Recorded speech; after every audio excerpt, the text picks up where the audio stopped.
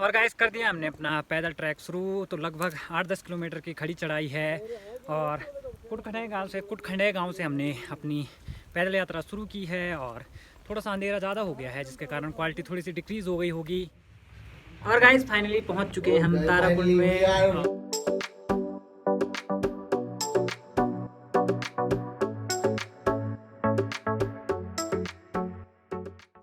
तो दोस्तों बहुत ही भयंकर रात के बाद आखिरकार सुबह हो गई।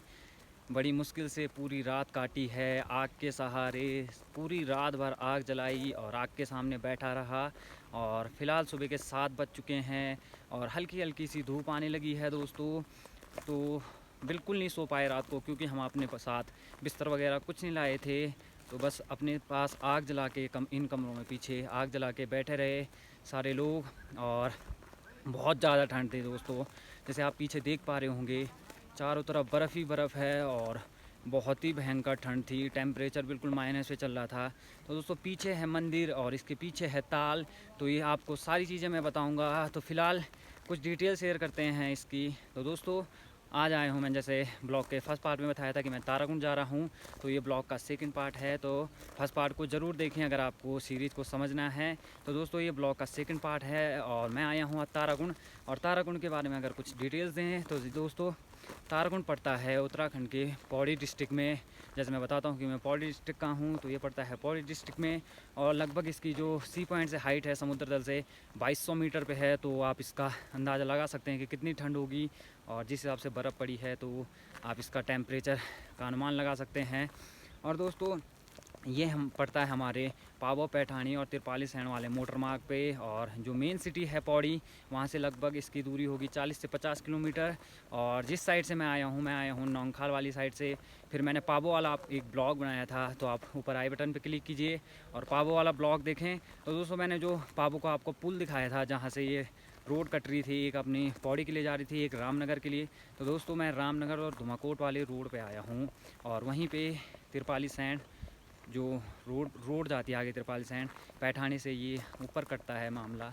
और ये पैठानी से लगभग 12 किलोमीटर आगे हमें आना होता है। और फिर जो ये ट्रैक शुरू होता है हमारा लगभग 8-10 किलोमीटर का ट्रैक है। और गांव का नाम तो मुझे याद नहीं आ रहा, पर धुरकुटाई या धुरकुंडई कुछ कोटेश्वर मंदिर है वहाँ पे, उस गांव से यहाँ की पैदल यात्रा शुरू होती है जो लगभग 8-10 किलोमीटर की है।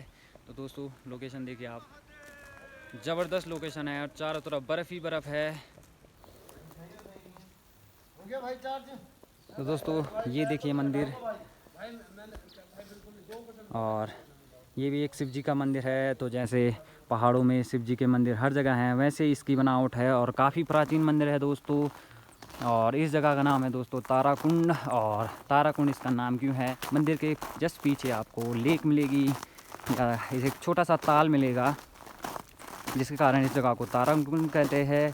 और दंत कथाओं के अनुसार यहाँ पे जो बाली थे, जैसे अपना रामायण में आपने देखा होगा, उनकी पत्नी थी जो तारामती ने यहाँ तपस्या की थी। और उनकी तपस्या से प्रसन्न होकर शिव जी ने यहाँ पे जो भी अपना मंदिर स्थापित किया था और प्रकट हुए थे, और तब से यहाँ पे शिव जी का मंदिर बना था। और उन्होंने तारामती को एक वरदान दिया था कि मेरी जो यहाँ पे शिला होगी, जो उसका अभिषेक होगा, वहाँ पे उसका एक ताराकुंड, एक कुंड बनाया है छोटा सा, वो भी होगा यहीं पे।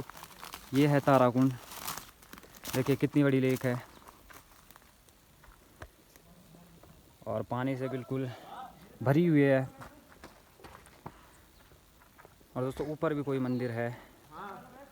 तो दोस्तों यही कथा हमने भी सुनी है और मैं आपको ये कथा जो मैंने लोगों से सुने हैं वो बता रहा हूँ। तो एग्जैक्ट तो मुझे पता नहीं है इस मंदिर का इतिहास क्या है, क्योंकि इतनी डिटेल्स कहीं भी इसकी ना इंटरनेट पे है, ना कोई लोग इतने जानता है इस जगह के बारे में। तो दोस्तों लोकेशन बहुत ही प्यारी लोकेशन है और पर्यटकों के लिए एक स्वर्णिम दृश्य है दोस्तों चारों तरफ। और सुमित लोग मंदिर में हैं। तो जिस कुंड की मैं बात कर रहा था वो कुंड ये है, ये देखिए आप। तो ये काफ़ी गहरा है और इसका पानी को लोग गंगा जल के रूप में प्रयोग में करते हैं। और जो अंदर शिवजी में चढ़ाया जाता है, इसी पानी को चढ़ाया जाता है। जो अंदर शिवलिंग है उसमें इसी पानी का अभिषेक किया जाता है। और दोस्तों दंत कथाओं के अनुसार ये पानी जो नीचे कुटखंडई गांव में कोटेश्वर महादेव हैं और पैठानी में जो राहु मंदिर है वहाँ पे निकलता है। तो दोस्तों बहुत सारी कहानियाँ हैं। मैं कहानियों के आधार पे आपको ये चीज़ें बता रहा हूँ क्योंकि मुझे भी इतनी जानकारी नहीं है। और साथ में ये तालाब जो सबसे सुंदर बात और सबसे अलौकिक बात है वो ये तालाब है दोस्तों, ताराकुंड, जिसके नाम से ये जगह भी फेमस है। तो ये है वो दोस्तों वो तालाब जो पानी से बिल्कुल भरा हुआ है। तो बहुत सारी दंत कथाओं के अनुसार इस मंदिर का निर्माण भी, जैसे उत्तराखंड में सारे मंदिरों का निर्माण पांडवों के द्वारा किया गया था, इस मंदिर का निर्माण भी पांडवों के द्वारा किया गया है, ऐसा दंत कथाओं में कहा जाता है। और दोस्तों बहुत ही प्राचीन मंदिर है, पांडव काल से बना हुआ है। और दोस्तों यहाँ पे ये भी कहा जाता है कि देवी तारा ने यहाँ पे शिव जी की तपस्या की थी और शिव जी ने उनसे खुश होकर यहाँ पे शिव जी प्रकट हुए थे। और दोस्तों बहुत सारी कहानियाँ हैं इस बोर्ड पे मंदिर की डिटेल से, लेकिन वो देखिए मिट चुकी हैं। तो इतनी जानकारी मुझे भी इसकी पता नहीं है दोस्तों। तो इस बोर्ड पे थी संभवतः इसकी डिटेल्स थी, लेकिन वो भी मिट चुकी हैं सारी। और दोस्तों लोकेशन देखिए आप चारों तरफ की, चारों तरफ बर्फ़ ही बर्फ़ है और पूरी पहाड़ी बर्फ़ से ढकी हुई है। और दोस्तों ये भी दूधातोली रेंज में आते हैं। दूधातोली रेंज में जैसे बिनसर महादेव मैंने आपको दिखाया था, वो सारी रेंज दूधातोली रेंज में आती है। तो ये पूरा रेंज है जो दूधातोली रेंज का है। और दोस्तों ये जो विधानसभा क्षेत्र है ये श्रीनगर विधानसभा क्षेत्र के अंतर्गत आते हैं। तो दोस्तों ये पावो, पैठानी और ऊपर पीटसैन वगैरह सारे दूधातोली रेंज में आते हैं और श्रीनगर विधानसभा के अंतर्गत आते हैं दोस्तों। और ये देखिए ताराकुंड लेक। और दोस्तों यहाँ पे भी इतना पानी, इतनी दलदल हो रखी है कि मेरे पैर बिल्कुल अंदर धंस रहे हैं। ये लेक देखिए आप, देखिए कितनी बड़ी लेक है और बिल्कुल पानी से भरी हुई है और चारों तरफ बिल्कुल बर्फ़ ही बर्फ़ है दोस्तों। और दोस्तों ठंड इतनी ज़्यादा है कि कंपन हो रही है शरीर में, मेरे बिल्कुल हाथ कांप रहे हैं।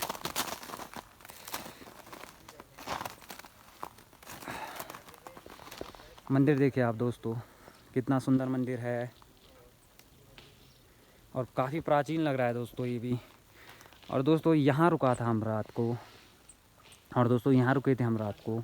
तो कमरे बहुत अच्छे हैं, लेकिन हमारे पास बिस्तर की कमी थी तो हमने आग वाग जलाई। तो लेकिन दोस्तों एक जो सबसे अच्छी बात लगी, वहाँ कमरों में लोगों ने लकड़ियाँ इकट्ठा कर रखी थी पहले से ही, तो हमें इतनी दिक्कत ही नहीं हुई लकड़ी ढूंढने के लिए।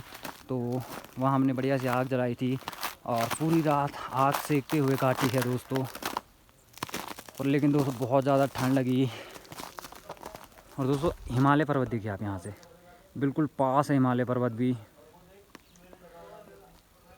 हो गई है सुबह और ब्लॉग के फर्स्ट पार्ट में आपने देखा था कि मैं ताराकुंड आया था और रात को हमने ट्रैकिंग जो अपनी स्टार्ट की थी।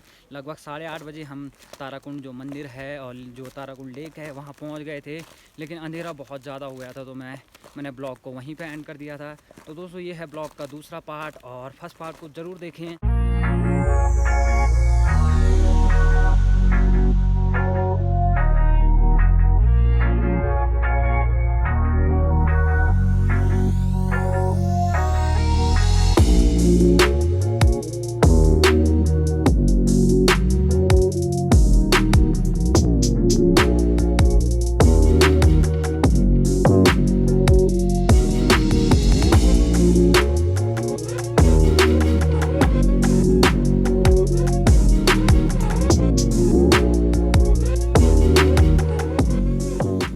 दोस्तों बढ़िया सी धूप आने लगी है, सूर्यदेव का आगमन हो गया है। ये देखिए कितनी सुंदर रोशनी लग रही है दोस्तों इस टाइम पे, देखिए बिल्कुल तीव्र प्रकाश। और दोस्तों ये देखिए सारे लोग मंदिर में जा रहे हैं और अंदर पूजा पाठ करने वाले हैं। मयंक, आलोक, आकाश, सारे लोग।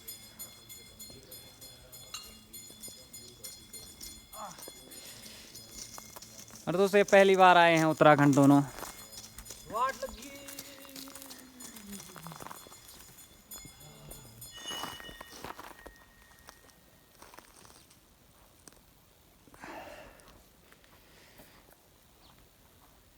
जय माता तारा। तो बहुत ही ज़बरदस्त लोकेशन पे है मंदिर, और क्यों कहा जाता है उत्तराखंड को देवभूमि, आप अंदाज़ा लगा सकते हैं। सारे मंदिर आपको ऊंची ऊंची चोटियों पे मिलेंगे और हर जगह पे आपको मंदिर मिल जाएंगे यहाँ पे। और एक बढ़िया सी लोकेशन पे शिव जी का मंदिर ताराकुंड में।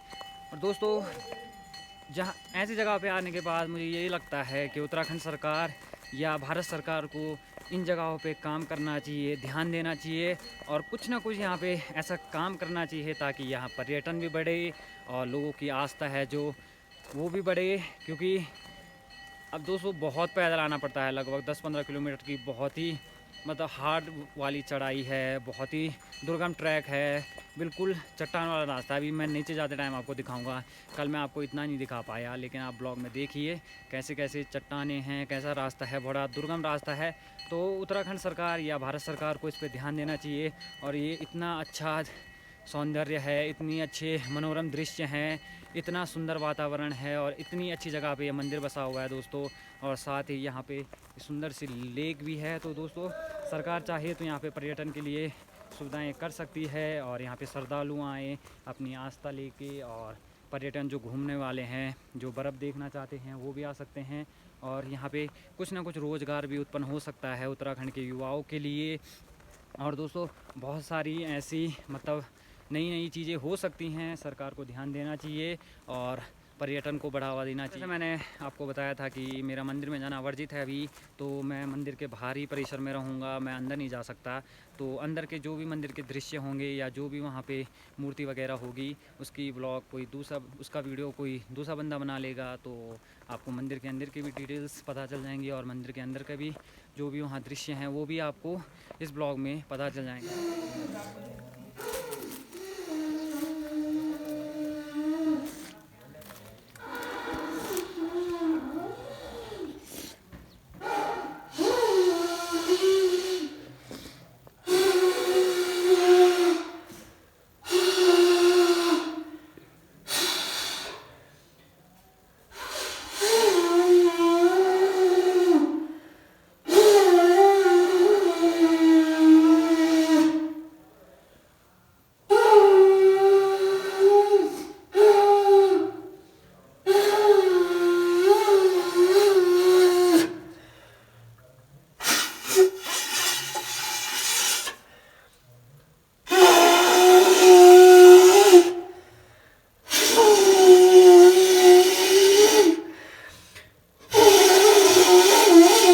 आपसे वादा किया था कि आपको एक बेहतरीन लोकेशन दिखाने वाला हूं। तो देखिए दोस्तों, चारों तरफ बर्फ़ ही बर्फ़ है और बड़े ही सुंदर नज़ारे हैं, बड़े ही रमणीक दृश्य हैं। और दोस्तों आपको ये ब्लॉग देख के मज़ा आने वाला है, मैं ये गारंटी से कह सकता हूं। और पीछे देखिए महादेव का मंदिर, नंदी महाराज विराजमान है और इसके पीछे लेक है, ताराकुंड लेक, जो इस जगह के नाम से मशहूर है, ताराकुंड लेक। वो लेक भी आपको दिखाता हूँ, बहुत ही बड़ी लेक है। और दोस्तों अगर यहाँ पे सरकार चाहे तो पर्यटन के लिए कुछ ना कुछ कर सकती है। इस लेक में बोटिंग हो सकती है दोस्तों, क्योंकि काफ़ी बड़ी है और पानी की मात्रा देखिए अंदाज़ा आप लगा सकते हैं। ये मेरे पीछे देखिए आप लेक देखिए कितनी बड़ी है और सूरज की रोशनी भी बिल्कुल देखिए पीछे, तो काफ़ी बड़ी लेक है। तो यहाँ पे पर्यटन के लिए एक बढ़िया उपाय है या बढ़िया एक रिसोर्स है। उत्तराखंड सरकार को इसमें कुछ ना कुछ करना चाहिए, भारत सरकार को कुछ ना कुछ करना चाहिए, क्योंकि बहुत ही पर्यटन के दृश्य से बहुत ही बढ़िया लोकेशन है। और सामने देखिए हिमालय,